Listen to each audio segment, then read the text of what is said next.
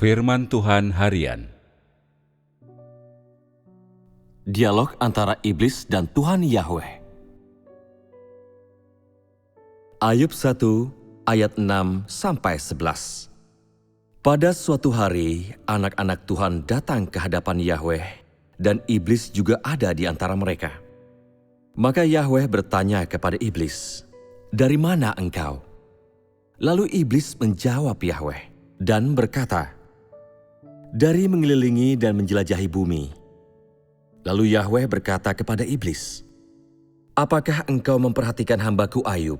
Tidak ada yang seperti dia di bumi, yang demikian tak bercela dan jujur, yang takut akan Tuhan dan menjauhi kejahatan." Lalu iblis menjawab Yahweh dan berkata, "Apakah Ayub takut kepada Tuhan begitu saja tanpa mendapat apapun? Bukankah engkau memagari dia dan rumahnya dan semua yang dimilikinya? Engkau memberkati segala pekerjaan tangannya, dan semua miliknya bertambah banyak di negeri itu. Tetapi coba engkau ulurkan tanganmu dan sentuhlah segala yang dimilikinya. Ia pasti akan mengutuki engkau di hadapanmu." Ayub 2 ayat 1-5. Pada suatu hari, anak-anak Tuhan datang ke hadapan Yahweh, dan iblis juga ada di antara mereka untuk hadir di hadapan Yahweh. Yahweh bertanya kepada iblis, "Dari mana engkau?" Lalu iblis menjawab Yahweh dan berkata, "Dari mengelilingi dan menjelajahi bumi." Dan Yahweh berfirman kepada iblis, "Apakah engkau memperhatikan hambaku Ayub? Tidak ada seorang pun yang seperti dia di bumi, yang demikian tak bercela dan jujur, yang takut akan Tuhan dan menjauhi kejahatan. Ia tetap memegang teguh kesalehannya, sekalipun engkau telah memujuk aku untuk melawannya, menghancurkannya tanpa alasan." Dan iblis menjawab Yahweh dan berkata, "Kulit ganti kulit. Iya, semua yang dimiliki manusia akan diberikannya ganti nyawanya. Tetapi ulurkan tanganmu dan sentuhlah tulang dan dagingnya, maka ia pasti akan mengutuki engkau di hadapanmu." Dua perikop ini adalah dialog antara Tuhan dan iblis, dan keduanya mencatat apa yang Tuhan katakan dan apa yang iblis katakan. Apakah Tuhan berbicara banyak? Tidak. Dia tidak banyak berbicara, dan dia berbicara dengan sangat sederhana. Dapatkah kita melihat kekudusan Tuhan dalam firman Tuhan yang sederhana? Sebagian orang akan mengatakan ini tidak mudah. Jadi dapatkah kita melihat keburukan iblis dalam jawabannya? Iya. Pertama-tama, mari kita melihat pertanyaan seperti apa yang diajukan Tuhan Yahweh kepada iblis. Dari mana engkau? Apakah ini pertanyaan sederhana? Iya. Apakah ada makna yang tersembunyi? Tidak. Itu hanya pertanyaan, murni, tanpa tujuan lain. Jika aku bertanya kepada engkau semua, dari mana asalmu? Bagaimana jawabanmu? Apakah ini pertanyaan yang sulit dijawab? Apakah jawabanmu dari pergi ke sana kemari dan dari berjalan naik dan turun? Tidak. Engkau semua tidak akan menjawab seperti ini. Jadi, bagaimana perasaanmu ketika engkau semua melihat iblis menjawab seperti ini? Kita merasa bahwa iblis itu tidak masuk akal dan licik. Engkau merasa seperti ini, dapatkah engkau mengatakan perasaanku? Setiap kali aku melihat perkataan ini, aku merasa muak. Apakah engkau semua merasa muak? Iya. Mengapa muak? Karena ia bicara tanpa mengatakan apapun. Apakah ia menjawab pertanyaan Tuhan? Tidak. Mengapa? Perkataannya bukan jawaban. Tidak ada hasilnya.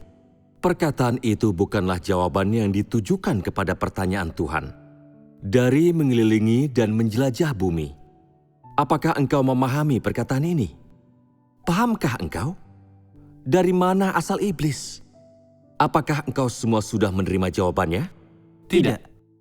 Ini adalah kecemerlangan dari kelicikan iblis yang tidak membiarkan siapapun memahami apa yang sebenarnya ia katakan. Setelah mendengar perkataan ini, engkau masih tidak dapat memahami apa yang telah dikatakannya. Namun iblis sudah selesai menjawab. Iblis percaya dia telah menjawab dengan sempurna. Lalu bagaimana perasaanmu? Muak. Muak. Sekarang engkau mulai merasa muak dengan perkataan ini. Iblis tidak berbicara secara langsung, sehingga membuatmu menggaruk kepala dan tidak dapat melihat sumber perkataannya. Iblis berbicara dengan sengaja, dengan licik, dan didominasi oleh esensinya sendiri, naturnya sendiri. Perkataan ini keluar langsung dari mulut iblis. Perkataan itu tidak dipertimbangkan untuk jangka waktu yang panjang, dan kemudian diucapkan oleh iblis yang menganggap dirinya pintar. Iblis mengungkapkan perkataan itu secara alami. Dari mana asal iblis? Engkau merasa sangat bingung, tidak pernah tahu dari mana datangnya. Adakah di antara engkau semua yang berbicara seperti ini? Iya. Cara berbicara seperti apakah ini? Cara berbicara ini ambigu dan tidak memberikan jawaban yang pasti. Perkataan seperti apa yang seharusnya kita gunakan untuk menggambarkan cara berbicara seperti ini? Cara berbicara ini sulit dipahami dan menyesatkan, bukan? Misalkan, seseorang tidak ingin memberitahu orang lain kemana mereka pergi kemarin. Engkau bertanya kepada mereka, "Aku melihatmu kemarin, kemana engkau pergi?" Mereka tidak menjawab secara langsung dengan mengatakan kemana mereka pergi kemarin. Mereka mengatakan, "Kemarin hari yang sangat tidak menyenangkan, sangat letih." Apakah mereka menjawab pertanyaanmu? Mereka menjawab pertanyaanmu, tetapi itu bukan jawaban yang engkau inginkan. Ini adalah kecemerlangan dari kecerdasan manusia. Engkau tidak pernah dapat memahami apa yang mereka maksud atau melihat sumber atau maksud di balik perkataan mereka. Engkau tidak tahu apa yang mereka coba hindari karena di dalam hati mereka memiliki cerita mereka sendiri. Ini adalah kelicikan. Apakah engkau semua juga sering berbicara dengan cara seperti ini? Iya. Jadi, apa tujuanmu? Apakah tujuannya untuk melindungi kepentinganmu sendiri, untuk mempertahankan jabatanmu sendiri, citramu sendiri, untuk menjaga rahasia kehidupan pribadimu, untuk menyelamatkan reputasimu sendiri? Apapun tujuannya, tujuan tersebut tidak dapat dipisahkan dari kepentinganmu, terkait dengan kepentinganmu. Bukankah ini sifat manusia? Bukankah semua orang yang bersifat seperti ini mirip dengan iblis?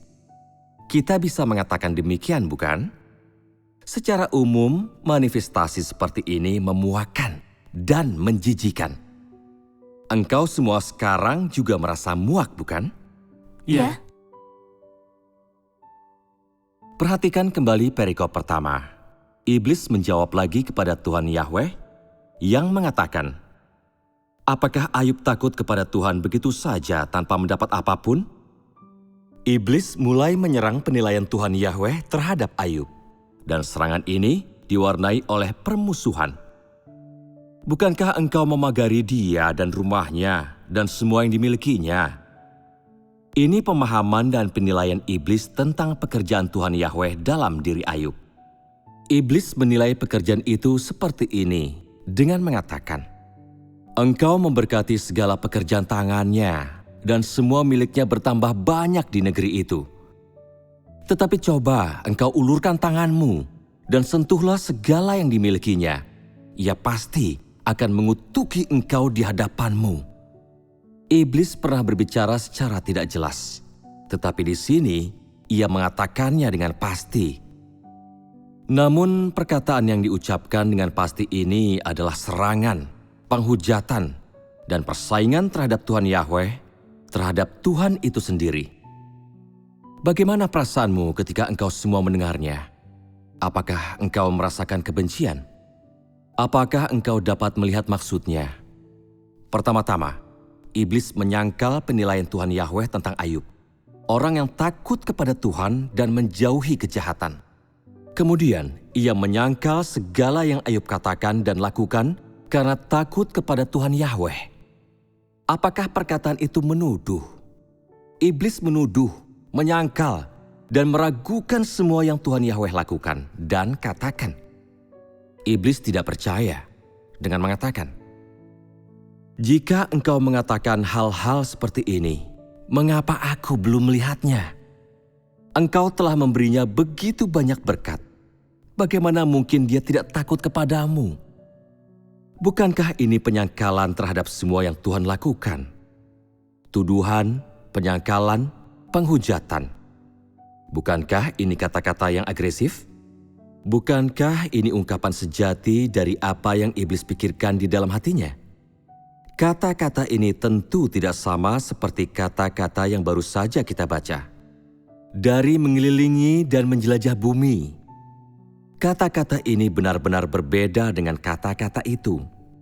Melalui kata-kata ini, iblis benar-benar menunjukkan sikap terhadap Tuhan dan kebencian yang disimpan di dalam hatinya terhadap rasa takut Ayub terhadap Tuhan. Ketika ini terjadi, sifat jahat dan buruknya benar-benar terbuka. Iblis membenci orang-orang yang takut kepada Tuhan, membenci orang-orang yang menjauhi kejahatan, dan bahkan membenci Tuhan Yahweh karena menganugerahkan berkat kepada manusia. Iblis ingin menggunakan kesempatan ini untuk menghancurkan Ayub yang Tuhan angkat dengan tangannya sendiri, untuk menghancurkannya dengan mengatakan, "Engkau mengatakan bahwa Ayub takut padamu dan menjauhi kejahatan. Aku melihat hal yang sebaliknya." Iblis menggunakan berbagai cara untuk memancing dan mencobai Tuhan Yahweh, dan menggunakan berbagai cara sehingga Tuhan Yahweh menyerahkan Ayub kepada iblis untuk secara licik dipengaruhi, diciderai, dan dikuasai. Iblis ingin memanfaatkan kesempatan ini untuk memusnahkan orang yang benar dan sempurna di mata Tuhan. Apakah hatinya yang seperti ini hanya dorongan hati sesaat? Bukan dorongan hati sesaat. Dorongan hatinya memang begitu. Tuhan bekerja. Tuhan peduli kepada seseorang, memperhatikan seseorang, dan iblis membuntuti setiap langkahnya. Siapapun yang disukai Tuhan, iblis juga memperhatikan, mengikuti di belakang. Jika Tuhan menginginkan orang ini, iblis akan melakukan segala daya untuk menghalangi Tuhan, menggunakan berbagai cara jahat untuk menggoda, mengganggu, dan menggagalkan pekerjaan yang Tuhan lakukan untuk mencapai tujuan tersembunyinya. Apa tujuan iblis? Iblis tidak ingin Tuhan memiliki siapapun. Iblis menginginkan semua yang diinginkan Tuhan, merasuki mereka, mengendalikan mereka, menguasai mereka sehingga mereka menyembahnya, sehingga mereka melakukan tindakan jahat bersamanya. Bukankah ini motif iblis yang jahat? Biasanya, engkau semua sering mengatakan bahwa iblis sangat jahat, sangat buruk. Tetapi sudahkah engkau semua melihatnya? Engkau hanya dapat melihat betapa buruknya manusia, dan belum pernah melihat dalam kenyataan betapa jahat iblis sebenarnya. Tetapi apakah engkau melihatnya dalam masalah mengenai Ayub ini? Ya, Masalah ini telah membuat wajah iblis yang mengerikan dan esensinya menjadi sangat jelas. Iblis sedang berperang dengan Tuhan dan selalu mengikuti di belakang Dia. Tujuannya adalah untuk menghancurkan semua pekerjaan yang Tuhan ingin lakukan, untuk merasuki dan mengendalikan orang-orang yang Tuhan inginkan, untuk sepenuhnya memusnahkan orang-orang yang Tuhan inginkan. Jika mereka tidak dimusnahkan, maka mereka dikuasai iblis untuk digunakan olehnya. Inilah tujuannya. Dan apa yang Tuhan lakukan? Tuhan hanya mengatakan kalimat sederhana dalam perikop ini. Tidak ada catatan mengenai hal lain lebih banyak dari yang Tuhan lakukan. Tetapi kita melihat ada lebih banyak catatan tentang apa yang iblis lakukan dan katakan. Dalam perikop kitab suci di bawah ini, Tuhan Yahweh bertanya kepada iblis, "Dari mana engkau?" Apa jawaban iblis? Tetap dari mengelilingi dan menjelajah bumi. Tetap kalimat itu. Bagaimana kalimat itu menjadi slogan iblis? Mahakarya iblis. Bukankah iblis penuh kebencian? Mengucapkan kalimat yang memuakkan ini sekali saja sudah cukup. Mengapa iblis selalu kembali kepada kalimat ini? Ini membuktikan satu hal, natur iblis tidak berubah. Wajahnya yang menyeramkan bukanlah sesuatu yang dapat disembunyikan lama. Tuhan mengajukan pertanyaan kepada iblis, dan iblis bereaksi dengan cara seperti itu. Tidak peduli bagaimana dia memperlakukan manusia. Iblis tidak takut kepada Tuhan. Iblis tidak takut akan Tuhan. Dan iblis tidak menaati Tuhan.